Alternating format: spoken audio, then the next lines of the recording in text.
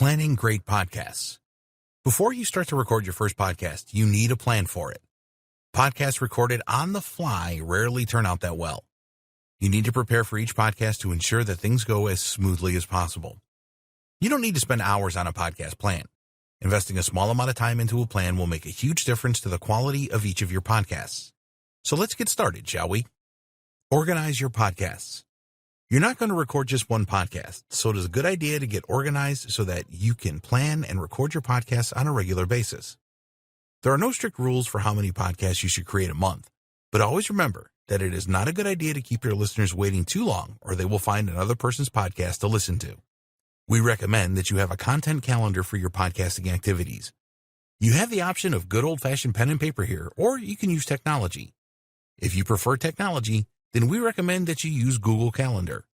There are paid options available, but the free Google Calendar will do everything that you need. With Google Calendar, you can add a description to the entries that you make. So, you can add the topic of each podcast for the next few weeks, for example. You can even attach files to your calendar event if you want to. Just do whatever you need to do to be organized with your podcast planning and recording. What will you talk about? You need to spend the most time planning what you are going to talk about on your podcast. If you get this wrong, then it doesn't matter how much fancy equipment you have, your podcast will be a disaster. Always bear in mind that your podcasts are for your listeners, so you need to provide recordings that your target audience will really care about. Do your homework here and find out what your audience wants. You can ask yourself the following questions to help you here. What questions do your listeners have? What problems do your listeners have? What things are your listeners struggling with right now?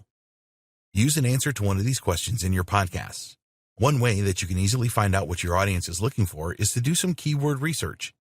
Using the free Google Keyword Planner, you can discover the search terms that people in your niche are using to find answers to their questions and problems. Keyword research is a really good idea because you can create a list of relevant keywords for your niche that you not only use for podcast episodes, but also for optimizing your listings when you distribute your recordings. We will talk about this more later in this training. Another way that you can come up with content for your podcast is by brainstorming. If you're going to record a podcast with other people, then ask them for their ideas as well. You'll get a better result if you use their ideas as well as yours. Use a mind map if you're going to record solo. This will help you to think through all the ideas with your initial podcast and can even help you with coming up with themes for future podcasts. Create a script for your podcast. Some of you might not like the idea of creating a script for your podcast, but it really will help you. If you're an expert in your niche, then you may not need a full script to follow. Just write down the important points that you want to cover and then use these as prompts. You'll need to be pretty confident to record a good podcast using prompts. When you write a detailed script, it provides you with a really tight way to create a podcast that is packed with value. Reading a full script will prevent you from rambling on and will also ensure that you cover everything in your podcast. There are a couple of problems with a detailed script, though. First is the amount of time and effort that it will take you to write it. Second is that a detailed script can stop you from being spontaneous and prevent you from adding your personality into the recording. We recommend that you create a couple of test podcasts by using a prompt script and a detailed script and see which one suits you the best. Listen critically to the two test recordings and check for coverage of points and ramblings. In the end, practice is the best solution. After a while, you will find the best form of script for you to create the best podcasts. It is better that you have some form of script than no script. Even if you have a great memory, the pressure of making the podcast recording can lead you to forget certain points that you really wanted to cover.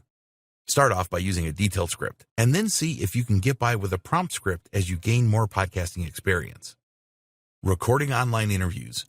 Your listeners will usually look forward to interviews that you have agreed with your experts in your niche.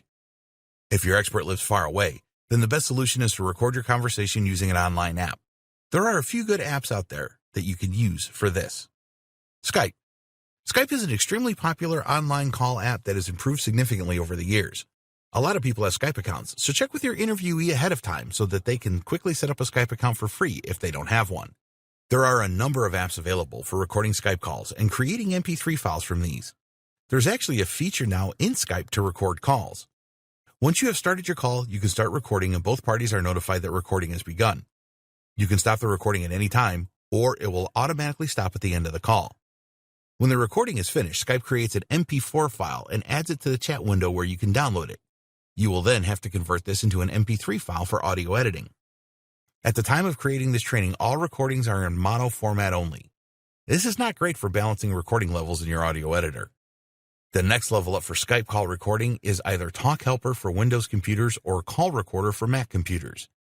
You will have to pay a small premium for these apps, but it is worth it. They will record both parties in separate channels so that you can volume balance.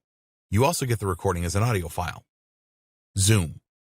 Zoom is more sophisticated than Skype as it is more like a video conferencing tool. All you need to do is use Zoom to set up a room and send the generated link to the other person so that they can sign into the call.